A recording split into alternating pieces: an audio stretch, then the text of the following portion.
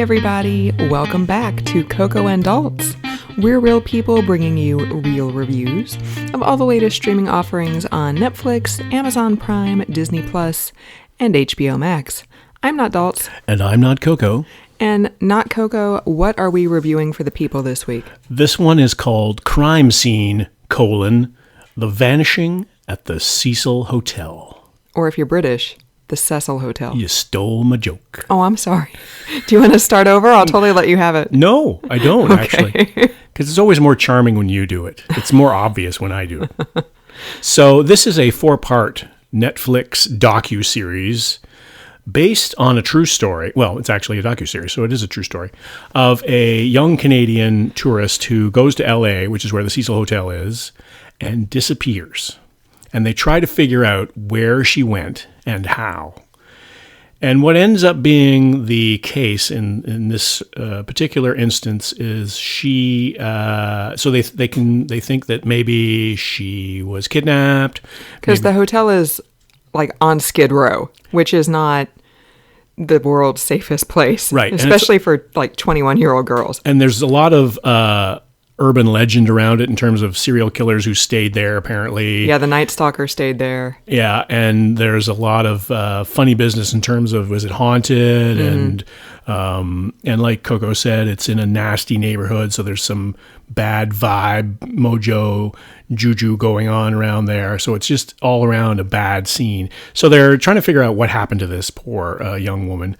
And it takes 4 episodes, and they're almost an hour each, right? They're 54, 58 in that range, minutes long. And we explore all the avenues. And during the exploration of these many avenues, we bring in many non-experts from across the internet who have absolutely no credentials whatsoever to be talking about this particular case. Right, not cops, not investigators, no sort of law enforcement credentials, just me sitting at my computer hearing about this case and being like, oh, I wonder what happened to that girl, and then turning into an internet sleuth. Like, they do have some of the detectives involved, so they do have some legitimacy there, but it's not, by any stretch of the imagination, the larger contributors to this particular series. And also, one of the guys who is mentioned is also described as a YouTuber. That's his credential. It says, his name, and underneath it says YouTuber. Well, if we were interviewed as internet sleuth experts or something, we'd be like podcaster. And that's true. I just like to be a tuber. A tuber. Like a potato. Because then I might want to eat you all the time, because I'd be like, potato. Oh. Chop me up and fry me and call me French fries. Or actually, I'd be Canadian fries. But other than that, so I digress. The dog is like, what are all these funny voices? Right. The dog has come to see us now. So that's essentially the basic premise of this docu-series. 4 parts investigating the disappearance of Elisa Lam, the Canadian tourist in LA. Coco, what did I miss? Because you're so good at these summaries that... Well, we should actually give some background to the listener first, is that neither one of us wanted to do the summary for this because we both fell asleep during the watching of this show. Right. We watched 2 episodes one day and then the last 2 episodes another day, and I fell asleep during the 2nd and 4th episodes. I basically fell asleep right when they said this is probably what happened to her. So that's why Daltz did the summary, because I'm like, I can figure out based on what I heard when I would wake up for my not-offs what happened. But Daltz actually read some spoilers, so Daltz actually knows. So, and then there was at one point during the 4th episode, I believe, where we both fell asleep at the same time and conked heads. I don't remember that, so I must have been really out. No, I think I remember that happening. We were both leaning toward one another, and all of a sudden we're like, somebody's got to stay awake here. So based on what we're saying about falling asleep during the 4-episode series, you can probably understand, you can probably figure out what I'm about to say, which is it did not need to be 4 episodes. No. I did read a couple things when it first came out, saying that it could have been 2. I think it could have been 3. I think it could have been 1. I think it could have been... Yeah, it could have been a movie. It could have been an hour and a half long, in and out, done. So the internet sleuths had nothing to do with it, but I admit I love a good conspiracy theory, and I did actually like there's some crazy like coincidences surrounding this. Like she apparently there was an outbreak of tuberculosis on Skid Row around the time she was there. The university she went to in Vancouver has like the world's foremost TB research center. University of British Columbia. Yeah, the test for TB is called the Lam ELISA, which is spelled the exact same way as Elisa Lam. Yeah. It's just reversed. Flipped. And I guess the company that owns the Cecil Hotel, their corporate address, if you Google Maps it, the pinpoint drops in the cemetery in Vancouver where Elisa Lam is buried. Right. So there's a lot of really crazy stuff like that, and that stuff really interested me, but just like a bunch of clips of random people on YouTube talking about, I don't believe the cops when they say it's an accident, like, give me a freaking break. Well, and then these people like taking it upon themselves to try to solve the crime and going to the hotel and then filming themselves climbing on the fire escape and, going out the window and doing all these things is like, it's yes, sometimes authorities are not good at their jobs, but they're not intentionally trying to not solve the crime. Like what is their interests in doing this? Like, I mean, I know there are things that are cover-ups and when cops are involved in bad things, I understand. I'm not naive that way. But when it's a 21-year-old tourist from out of the country comes there and disappears, like what's the motive? And apparently the TB conspiracy theory was that she was some kind of government agent who like released TB to Skid Row or something. Right. I mean, it was crazy. Right. So, yeah, so that's why I was like, not 4 episodes, maybe 3, because I really didn't mind the getting into like that kind of conspiracy theory or whatever, but you mentioned after the second episode that the pacing is very deliberate, and that is a very diplomatic way of putting it.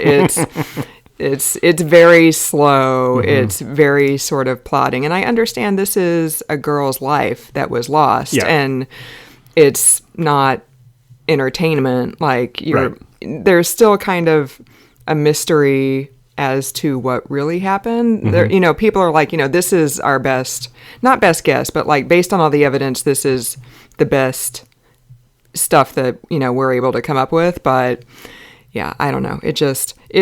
A crazy story like this, I think should have been more interesting. And instead, we were nodding off. We were passing out. I mean, I think that there's respectful background and everything like that. You want to be, like I said, respectful and tactful and classy when it comes to somebody's murder and somebody's death. And the family was clearly distraught. They didn't have interviews with them, but they had footage of them when they came to LA. And you can imagine that, they looked like, I think from my understanding is that they were first generation Canadians. So they were, their daughter has gone to LA on this trip and they're all worried about that probably to begin with. And then she has some mental health issues. Right. And so there's some challenges there. Like you have to be respectful and all that. But at the same time, the pace was just way too deliberate, like you said, I said. And the other thing that I've noticed with a lot of these series where we say that is that they are presented in a very traditional TV way. So the first 5 minutes is almost like an overlap of the last 5 minutes of the previous episode, even though they do this, last week on episode 2 of crime scene, like they still do the synopsis at the beginning or the what happened in the previous episode. They still do that and you can skip that. But even though they do that in the episodes, they're still saying what happened. They're still catching you up. Whereas a lot of people binge watch these. So you don't need to be caught up on what just happened in something that you just stopped watching 3 minutes ago. Right. This isn't like all the new stuff on Disney Plus that they're a-holes and they release one a week. So you're like, oh, I forgot what happened last week on WandaVision. Yeah, like Mandalorian or whatever. Like they say, oh yeah, I need a little bit of a reminder because it was a week since I've seen it, or a week and 10 days, or whenever it is you watched it. Right. And so I find that that's kind of useless. Like you could pare those things down. And a lot of these shows too that we say this, there's a lot of redundant footage in these things. Like you're seeing the same thing over and over again. Like I just watched The Lady and the Dale, which is the documentary on HBO Max about the transgender woman who tried to get a car made and all that sort of stuff. I saw this photo of her and her family. I must have seen that 17 times. Same photo. And that's what, like an 8-part series? It's a 4-part series. Okay. Yeah, and it's the same kind of idea. It's like, okay, I get it. In that instance, there's only so many photos you can use, so I get that. But come on, let's just trim things back a little bit, people. Just because we want to have a 4-episode series doesn't mean we need to have a 4-episode series. And the other thing, and I'm dominating this conversation, so I apologize, but we have to figure out, like, this docuseries, it wasn't clear what it wanted to be. Was it a documentary on the hotel, which was cool because it's got a lot of these wacky, terrible, horrible things happening. Like, it seems like a real dodgy place. So that was interesting. That's what drew me into this. I thought it was going to be largely about the crazy things that happened at the hotel. Or is it a story about the vanishing of this particular woman? Or is it a story about the folly of internet sleuthing and conspiracy theories and all that sort of stuff? Or is it about the solving of a crime? Like, it just didn't really, there was no one particular place that it went, and that was confusing. I think if they picked one of those storylines and just stuck with it, I think this would have been a much more interesting viewing. Yeah, definitely. And one of my criticisms, and this is just particular to me because I spent 7 years in the fitness industry. So Elisa Lam was bipolar. And there was a lot of evidence that she was not medicating as she should have been. The few days that she was at the Cecil Hotel, they actually had to relocate her to a different room because she was staying in a shared room, and the roommates were complaining about her behavior. And apparently she went to a taping of a TV show, which I hope was not Wheel of Fortune, and she caused a commotion there and got escorted off the premises. Right. And I can't remember who said it, but somebody said, maybe if, like, the hotel workers, they can see this woman is in distress. And if somebody had said, like, hey, are you okay? Do you need to, call your family, blah, blah, blah. Like, maybe that would have done something. And I'm like, you know what? Like, I worked in the fitness industry for 7 years. And if I personally knew a yoga studio member was having a health issue, I would ask them about it. Like, oh, hey, how did your procedure go? Are you okay? Do you feel okay? Do you need to... do we need to not do anything like on all fours in yoga today because, you have knee issues or whatever? Like, if I personally knew that person, I would inquire. But if it's just a member in a locker room who slipped and, twisted their ankle or something, like, we'll call the, medical authorities for that. But I mean, if I just see somebody like randomly walking around the locker room, talking to themselves or whatever, I'm not gonna go up to them. Yeah, right. Right. Like, and especially at a place like the Cecil Hotel where they were saying 911 would get called from that place like 3 or 4 times a day. Right. Like, the GM, they interviewed the lady who was the GM of the hotel at the time, and I loved her interviews, but she had her freaking hands full. So just, I hate to say it, but just like one girl coming into the lobby and being like, "Ooh, I'm crazy," like, they're going to be like, okay, just another nut job who, is staying here. And, well, and she even said that. The GM even said that at one point. She's like, it's just something else that happened that day. Like, who knows what else? They've got drug overdoses, and they've got prostitutes, and they've got all sorts of things going on in that hotel. Right. And somebody walks through and they seem a little bit off. Yeah. Then that's probably, unfortunately, is the least of their concerns. And maybe there's, somebody with a gun, who shouldn't have it in their room or something like that. Right. Like, if you ask somebody, like, are you okay? And they've got, this is LA, Skid Row, and they've got a gun. Like, well, now you've inserted yourself in a situation that's possibly dangerous. Right. You don't want to get involved in that. And, it's just... Yeah, so I was very nitpicky about that. But yeah, I loved the GM's interviews. So I could be wrong about this, but it seems like she didn't have like a hotel management background. It seemed like she was a corporate lady who came in more business. Yeah, when the hotel was sold and the new corporate ownership was gonna try to turn it around and make a profit. And yeah, it definitely seemed like she was in over her head a little bit with that place. Like, if somebody coming from like a hospitality background maybe might have, maybe the same thing would have happened, I don't know, but they might have been able to get like a better handle on things. But she just definitely seemed like, she kind of looks back on those years and, she's just like, whoa, what was that? And I would wonder why she would take that job. Right. Like that's if you're going to manage a hotel for the first time, you're going to manage the most notorious hotel in LA. Maybe they threw a ton of money at her, and Yeah. she after 10 years, she was just like, all right, I'm out. thanks for the money, but it's not worth me going to Skid Row every day. Right. And I didn't realize Skid Row was that big. I didn't realize it was a 56 square block area. So what I also didn't know was it was an actual place. I thought it was just like a concept. Oh. You know what I mean? Like the down and out. Oh, it's Skid Row. Okay. I didn't realize it's actually incorporated. I mean, it's part of LA. Yeah, I knew that. I think a company that we used to work for opened its LA downtown offices near Skid Row. Oh, but okay. they were saying at the time that maybe Skid Row was in the process of being cleaned up. But I don't speak to anybody who works in the LA office anymore, so I'm not sure.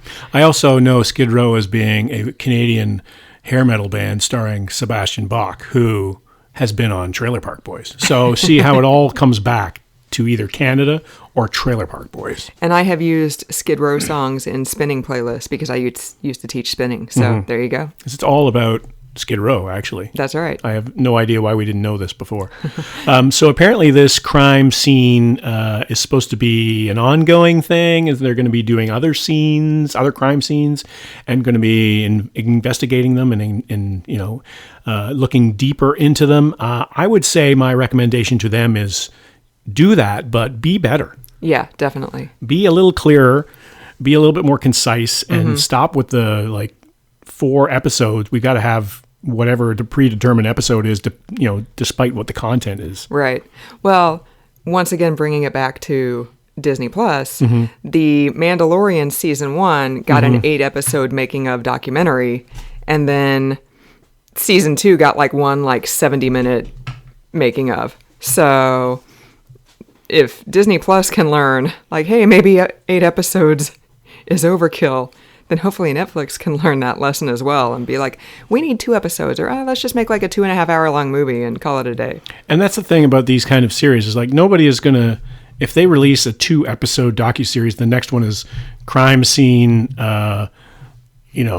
the Louvre or something like that. Nobody is going to be like, right. The last one was 4 episodes. Why is this not 2? I feel ripped off. It's just going to be, give me the content as it is predetermined by the content, not as predetermined by some boardroom. Is anybody even going to remember this though?